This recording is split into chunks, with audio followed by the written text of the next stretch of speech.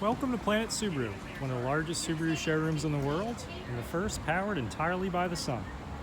Today we're comparing the latest generation of Subaru's Outback, the latest generation of Subaru's Forester. Forester is turned out here in limited trim, and the Outback is one level above that, one trim level above that. It's the Touring Edition, and that's the highest level you can get in either car. Let's start with some of the things they have in common.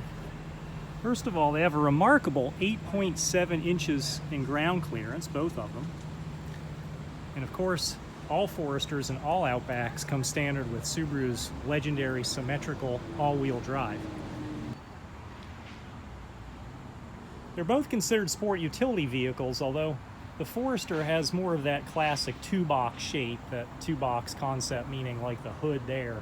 That's one box, and then you get this second box here, the two-box SUV. In the case of the Outback, back in the day, we would have called this a station wagon, although it's, riding pretty high there. And of course, during this crossover era in automotive design, there's a lot of lines being blended. The Outback is 8 inches longer, about 2 inches wider, and a couple inches shorter in height than the Forester. So obviously that's going to affect the proportions. The wheelbase in the Forester is about 4 inches shorter. The wheelbase is that distance between the axles there. That's going to make it ride a little bit more like an SUV, although you'll love the ride in it. The Outback, because of that longer wheelbase, there's a reason they make limousines really long. You get a real nice, comfortable ride when you stretch out those axles. You can fit the same number of ping pong balls in both cars, which is a funny way of saying they have about the same amount of space inside, but it's configured a little differently. So in the Forester, obviously the car is shorter in overall length, so you're not going to have quite as much length between the back of the bumper there and the second row of seats. So if you have a tall dog, people like the Forester because they can stand up a little bit better. Fortunately, in both cars, now both generations are on Subaru's new global platform, so look at the width of that opening. It goes from taillight to taillight. I mean, it's so big, so if you have bulky things, you don't have to worry about getting around a narrow opening to take advantage of all that space in the back of the car. You notice when I open the car too, it has a power rear gate, and that's optional on both cars. This latest generation of Outback is the first Subaru ever offered with a hands-free rear tailgate.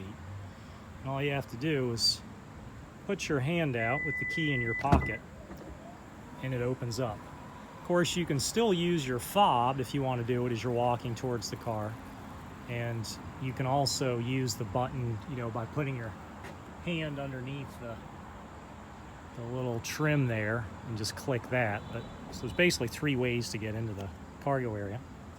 So you see, same nice wide opening now that the Outback's on that global platform.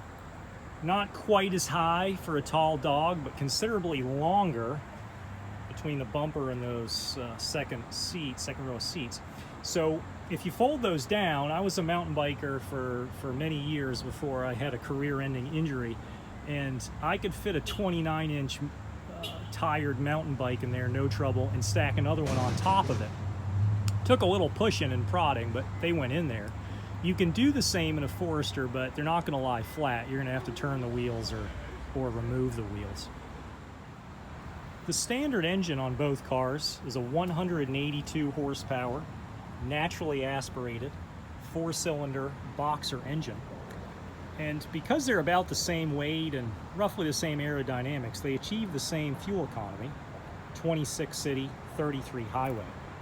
However, the towing capacity in the Forester is only 1,500 pounds, and with the base engine in the Outback, the towing capacity is 2,700. I've got an XT Touring model here that we're looking at today, which means this is actually the turbocharged engine in the Outback. It's the upgraded engine, and it's a 2.4 liter. And in case you don't know what a turbocharger is, I'm not going to go into a lot of technical detail here, but it's pretty simply described as a fan that compresses air And that allows the cylinders to have a denser charge, more air in the cylinders. If you put more air in, you can put more gas in, and therefore you produce more power. So you can imagine it's going to go a lot faster to 60 miles an hour or to any speed, and it's going to use more gas. So it's got great fuel economy considering the power output of 260 horsepower. But your fuel economy will decline in the city to 23 and 30 on the highway. Now, I've driven this car quite a bit since it came in, and I have an Ascent now that I'm leasing. It goes 0 to 60 in a little shy of 7. And Subaru doesn't publish official 0 to 60 times, but it sure feels in this car, which is about 1,000 pounds lighter than the Ascent and has that same 2.4 liter turbocharged engine, that it probably knocked a second anyway off of that 0 to 60 sprint. So you're getting into like 1990s era muscle car territory with the power and the acceleration in this car, which is a testament to how far automotive technology has evolved over the last 15, 20 years. There's a couple $1,000s in difference in price between the Outback and Forester. The Outback is the more expensive of the two. The reason for that is it's a little bit more equipment in the Outback, and it's a little more substantial of a car. The fit and finish is just a little nicer, although you'd never notice in the Forester unless you were comparing it to the Outback. There's also some features like, I'll show you the standard roof racking system on the Outback here. You see how we have the rails? Those are the longitudinal pieces, the front to back pieces. And standard on the Outback is also the crossbars. I'm going to stop the camera and show you what it looks like with them extended. I didn't push them all the way into position, but you can see how they just decouple from the roof rails, and then you slide them into position so that you have a integrated crossbar system that you don't have to dig out any crossbars from the garage. On the Forester, the rails are standard, but you'd have to buy accessory crossbars that you'd either store in the back or your garage when you needed them. But it's pretty cool in the Outback. It seems like you go to Home Depot or Lowe's or some other home improvement store and you don't think you're going to buy something big, and it's nice that they're just always right there built into the car. Some other things that are standard, or I should say optional on the Outback, that you can't get under any circumstances on the Forester. For the first time, power folding mirrors are available on the Touring model. So these are closed, as you can see. When I turned off the car, they pulled in. Another feature is lane centering, which is part of the EyeSight driver assistance system. I'm focusing right now on two cameras that you can see on either side of the rear view mirror. EyeSight has all sorts of different technology built into it. There it is on the Forester. There's blind spot detection and rear cross traffic alert, and the cruise control is adaptive, so you can just set it and it will slow down and speed up depending on the traffic around you. The automated lane centering, what it does is, as long as you have your hand on the wheel, it'll keep you in the center of the lane. It doesn't really steer for you or drive the car for you. It's just more like a fatigue reduction device. It's going to be quite a few years before we have a fully automatic self-driving car, but Subaru's adding features every year to try to make the driving experience a little bit more enjoyable and a little safer with these driver assistance features. One of the features that's available only in the Forester is this huge panoramic moonroof, which is standard on every car but the base model. You typically see moonroofs like that only on, high-end, very expensive cars. The Outback has more of a traditional sized moonroof. In terms of the interior, if you're really big, you're probably going to do better in the Outback because it's a little wider, just more interior space for people up front. But the Forester roof is a little higher, so if you're tall and you're not real heavy, then you might prefer the Forester.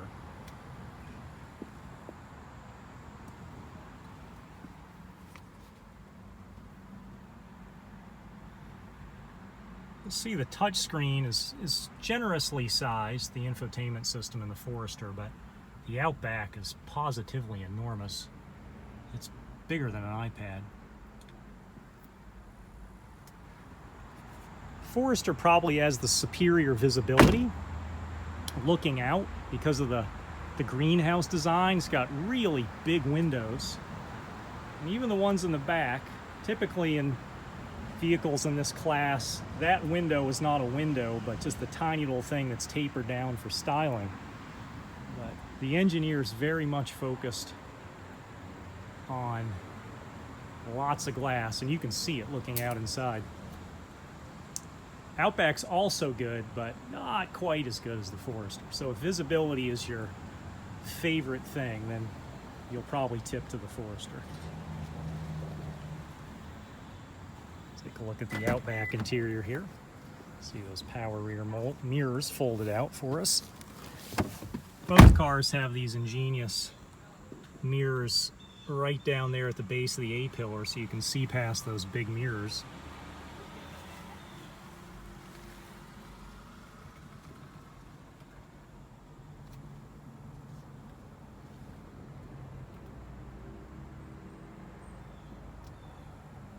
Mention that infotainment system. You can see we're going to do another video dedicated to this new technology,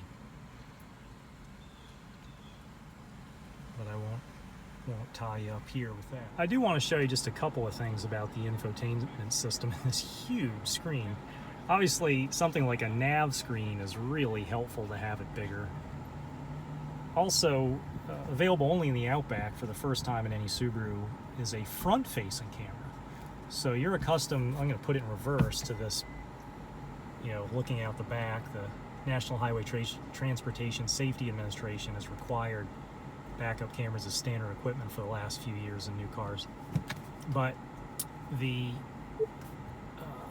Outback has also a front view camera, and there's a button here. We'll push it, and you'll see that gives you the view out the front. So that's nice if you're pulling out of a garage. You want to make sure there's no bicycles that maybe your kids left in front of you, or pulling into a parking garage. Sometimes it's nice to know exactly the distance between you and the concrete wall, or parallel parking. It's nice to be able to see that exact distance between you and the car in front of you.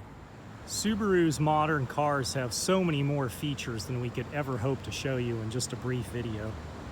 And of course, most people decide which model they prefer best by driving them. So we invite you to visit us here on Route 53 in Hanover, Massachusetts at Planet Subaru. And if you're too far away from us, we appreciate you watching, and we invite you to visit planetsubaru.com, where we have a little bit more screen space to devote to showing you more features about the car. And of course, we have tons of content comparing these models to other Subaru models. You'll really enjoy visiting the website. We encourage you to see us at planetsubaru.com. Thank you.